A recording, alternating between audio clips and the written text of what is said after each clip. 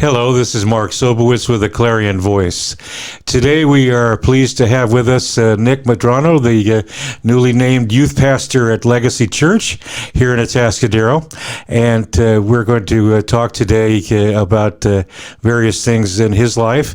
Thank you, Nick, for being with us. We appreciate it. Of course, you're welcome. Okay.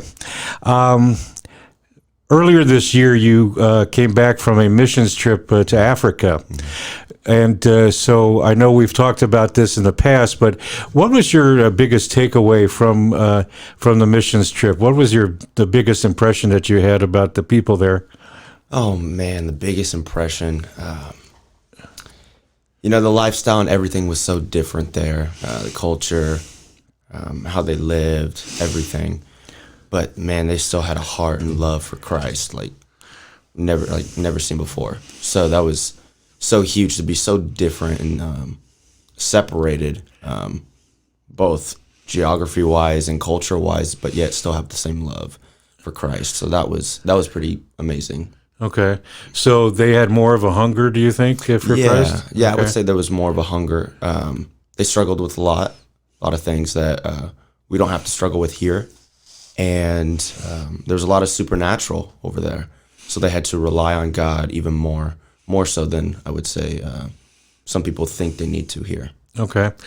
So what kind of spiritual differences do you notice between the people that you were working with as opposed to people here? Mm-hmm. So I would say being here, one of my missionaries there, he gave an example about people in the Pentecostal church here.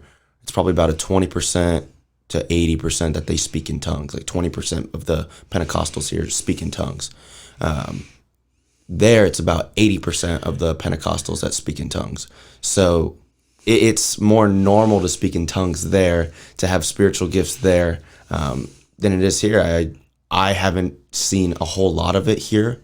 I've only been to a few churches. Don't get me wrong, it's not like that all over the place. But I would say there's a very high maturity growth there in just spirit baptism, definitely, for sure. Why do you think that's so, as far as the low percentage of people here speaking in tongues? Do you have any feelings about that as to why that would be?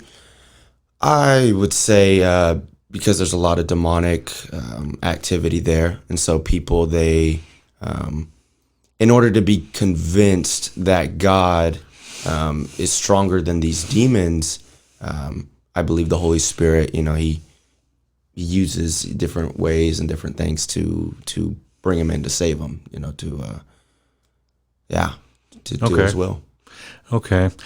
Now, I've been noticing in things that I've been reading about that there are, in the younger age groups, that it seems like they're getting away from a relationship with God. Mm-hmm. How do you feel about that when you see that kind of activity or lack of activity on the part of younger people? Let's say 18 to 34. How do you feel about that? I feel that yes, they are growing, getting away, separating themselves from God, from Christ. But I would say that they're wanting more truth. They are, and I think there needs to be just a different approach when it comes to my generation and preaching the gospel. You see it with Paul speaking to the Gentiles, knowing the culture and knowing the people around him and using that in order to reach them. And you see that Christ, the word, it's all truth. So it's, there's no flaw in it. I speak with people that are 35 and 36, and they test me and try to ask me these difficult questions and try to use logic to define the supernatural or logic to define God. I'm like, you can't. The logic, you just can't. And I just think people deep down are wanting truth, and I just think there needs to be a different approach. So what are your concerns about how the church approaches young people, and how would you draw them in? You now have an opportunity as a youth pastor to be able to do that. So, what would you do in order to draw more younger people into the church? I would definitely say the relationship side of not convincing, but to preaching the gospel to those and for them to believe. I'd say relationship is huge among my generation. People don't care unless you listen and care about them, and you don't have to hear what they have to say, and respectful in a way. So I also think that a lot of it is actions. I've talked to a lot of people that were Christian and not so much anymore, and they stereotype a lot of Christians and say, well, they do this or they do that, and they don't live a Christian life, so it's kind of, they're hypocrites. And I hear and see that as like a big belief for Christians. So I think we need to step up as Christians and live it actions wise. Just to get to understand them better? Yeah, to understand them better, but also we need to put down some of these barriers and stereotypes that we have towards them. There's times that I've even thought, some ways towards my own generation, but learning and talking to more and more people and getting to know people, it's my age. I'm seeing that they do care. They do want to listen and learn, but we got to have that. We got to put away our stereotypes of people just because of maybe what they wear or listen to. Do you have any specific ideas? I know you haven't had a chance to think about this as much, but do you have any specific ideas about what you would do to perpetuate those relationships? I mean, specific, events or something like that? Definitely for the youth group, I want to get the kids out, and whether it's just here in Atascadero, doing little missionary type work, getting a gift bag, and whatever, it's like a flower or something, putting it in the bag with little coupons, but an invitation to church, getting them out there and just building up the kids that are there in the youth group. So they're there for a reason. God has them there for a reason. So why not do missionary work here? It's not just, going 7,000 miles, over the sea to do missionary work. It's, right. Your neighborhood. It's people right next to you. Now, as part of your relationship building, would you also feel it necessary to get to know the families of some of these people? The young people that you're going to be dealing with.